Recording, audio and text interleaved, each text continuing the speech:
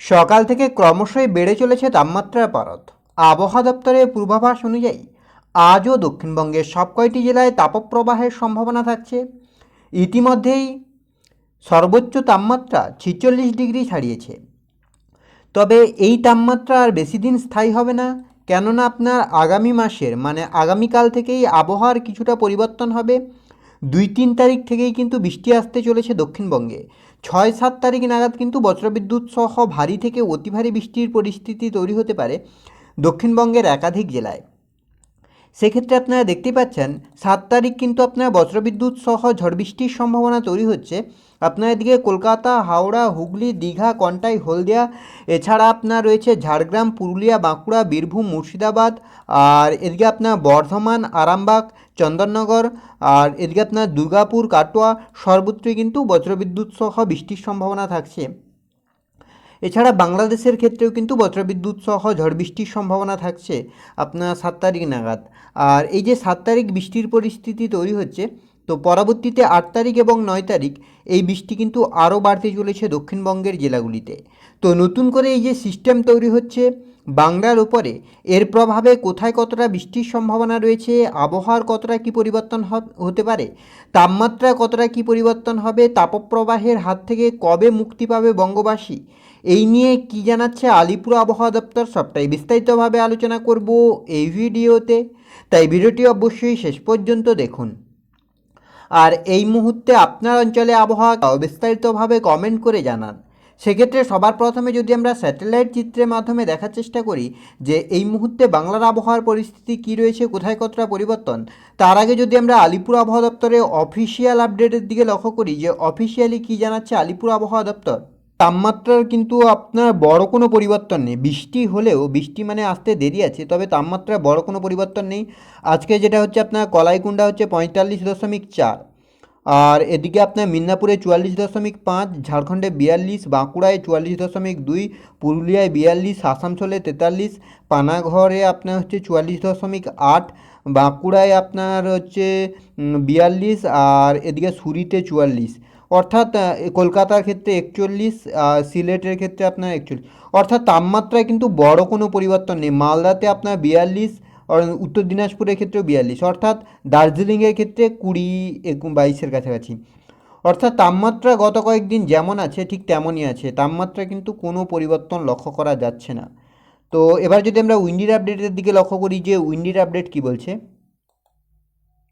এই মুহূর্তে উপগ্রহ চিত্রে যেটা লক্ষ্য করা যাচ্ছে আপনার এদিকে দক্ষিণবঙ্গের ক্ষেত্রে আপনার কলকাতা, হাওড়া, হুগলি, দীঘা, কন্টাই, হলদিয়া সর্বত্রই মোটামুটি আকাশ পরিষ্কার থাকছে, কোথাও কিন্তু মেঘ নেই। আর মেঘ যেহেতু নেই, আজ আপাতত কিন্তু সেভাবে বৃষ্টিরও কোনো সম্ভাবনা নেই। অন্যদিকে আপনার এদিকে পশ্চিমের পুরুলিয়া, বাঁকুড়া, বীরভূম, মুর্শিদাবাদ সর্বত্রই মোটামুটি একই পরিস্থিতি থাকছে, আপাতত বড় কোনো পরিবর্তন লক্ষ্য করা যাচ্ছে না। অন্যদিকে আপনার এদিকে রয়েছে মালদা, দিনাজপুরের ক্ষেত্রেও আপাতত বড় কোনো পরিবর্তন নেই। হিমালয়ের পাদদেশ সংলগ্ন 5 জেলার ক্ষেত্রেও কিন্তু বড় কোনো পরিবর্তন নেই। অন্যদিকে আপনার বাংলাদেশের ক্ষেত্রেও বড় কোনো পরিবর্তন লক্ষ্য করা যাচ্ছে না। তো এবার যদি আমরা একটু লক্ষ্য করি যে মেঘলা আকাশ, বৃষ্টি এবং তাপমাত্রার দিকে কোথায় কতটা পরিবর্তন হচ্ছে, কী পরিস্থিতি তৈরি হচ্ছে, সেক্ষেত্রে যদি আমরা মেঘলা আকাশের দিকে লক্ষ্য করি যে কোথায় কতটা মেঘলা হচ্ছে আকাশ, কী পরিস্থিতি তৈরি হচ্ছে, তো সেক্ষেত্রে বৃষ্টির দিকে যদি আমরা লক্ষ্য করি তাহলে কিন্তু আপনারা দেখতেই পাচ্ছেন আগামী বৃহস্পতিবার মানে 9 তারিখের ক্ষেত্রে কিন্তু প্রবল ঝড় বৃষ্টির পরিস্থিতি তৈরি হচ্ছে আপনার দক্ষিণবঙ্গের জেলাগুলিতে। সেই সঙ্গে বাংলাদেশ, উত্তরবঙ্গ, ত্রিপুরা সর্বত্রই কিন্তু বৃষ্টির সম্ভাবনা তৈরি হচ্ছে। আর এই বৃষ্টি যেটা লক্ষ্য করা যাচ্ছে আপনার 3-4 তারিখ থেকেই কিন্তু এই বৃষ্টির পরিস্থিতি তৈরি হয়ে যাচ্ছে দক্ষিণবঙ্গের জেলাগুলিতে। আজকের দিকে যদি আমরা লক্ষ্য করি সেক্ষেত্রে আজকের ক্ষেত্রে কিন্তু আপনার সেভাবে আপাতত বৃষ্টির কোনো সম্ভাবনা নেই। আকাশ মূলত পরিষ্কার থাকছে, আবহাওয়া শুষ্ক থাকছে। আগামীকাল 1 তারিখ সেক্ষেত্রে আপনার উত্তরবঙ্গ, দক্ষিণবঙ্গে বৃষ্টি না হলেও বাংলাদেশ এবং ত্রিপুরার ক্ষেত্রে বিক্ষিপ্তভাবে হালকা থেকে মাঝারি বৃষ্টির পরিস্থিতি তৈরি হচ্ছে।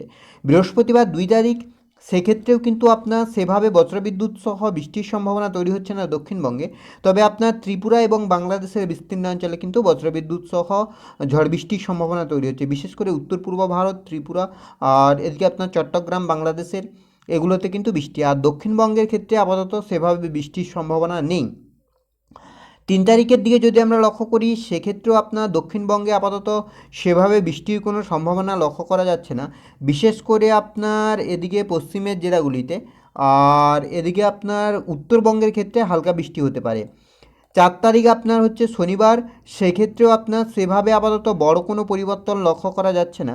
রবিবার আপনার 5 তারিখ, সেক্ষেত্রেও আপনার উত্তরবঙ্গ, দক্ষিণবঙ্গ আর এদিকে বাংলাদেশ এগুলোতে কিন্তু দুপুরের দিকে বৃষ্টি নেই, তবে আপনার বিকেলের দিকে কিন্তু বজ্রবিদ্যুৎ সহ ঝড় বৃষ্টির সম্ভাবনা তৈরি হচ্ছে উত্তরবঙ্গ, বাংলাদেশের বিস্তীর্ণ অঞ্চল, এছাড়া বাংলাদেশ লাগোয়া যে দক্ষিণবঙ্গের জেলাগুলি রয়েছে সেগুলোতে কিন্তু হালকা থেকে মাঝারি বৃষ্টির সম্ভাবনা তৈরি হচ্ছে। সোমবারের ক্ষেত্রে 6 তারিখ, সেক্ষেত্রে কিন্তু বজ্রবিদ্যুৎ সহ ঝড় বৃষ্টির সম্ভাবনা তৈরি হচ্ছে বিকেলের দিকে, মানে আপনার 5টা 6টা নাগাদ কিন্তু 7টার দিকে বজ্রবিদ্যুৎ সহ বৃষ্টি হচ্ছে কলকাতা থেকে শুরু করে পুরুলিয়া, বাঁকুড়া, বীরভূম এগুলোতে কিন্তু বৃষ্টি হচ্ছে। 7 তারিখ আপনার হচ্ছে মঙ্গলবার, সেক্ষেত্রেও কিন্তু একইভাবে বৃষ্টি হচ্ছে। 8 তারিখ এবং 9 তারিখের দিকেও কিন্তু বজ্রবিদ্যুৎ সহ ভারী বৃষ্টির সম্ভাবনা তৈরি হচ্ছে। 9 তারিখের দিকে কিন্তু কয়েকটি অঞ্চলে কিন্তু ভারী থেকে অতি ভারী বৃষ্টিরও সম্ভাবনা তৈরি হচ্ছে। অর্থাৎ যেটা বৃষ্টির ক্ষেত্রে লক্ষ্য করা যাচ্ছে, আপনার 3 তারিখ থেকে কিন্তু দক্ষিণবঙ্গে বৃষ্টি হবে আর সেই সঙ্গে কিন্তু স্বস্তির পরিবেশ ফিরবে। শুধুই দক্ষিণবঙ্গ নয়, দক্ষিণবঙ্গের পাশাপাশি বাংলাদেশের বিস্তীর্ণ অঞ্চল, উত্তরবঙ্গ, ত্রিপুরা, উড়িষ্যার বিস্তীর্ণ অঞ্চল আর অসম সর্বত্রই কিন্তু বৃষ্টির সম্ভাবনা তৈরি হবে। তো এই ছিল এই মুহূর্তের আবহাওয়ার আপডেট। পরবর্তী আপডেট পাওয়ার জন্য অবশ্যই আমাদের চ্যানেলটিকে সাবস্ক্রাইব করে আমাদের সঙ্গে থাকুন।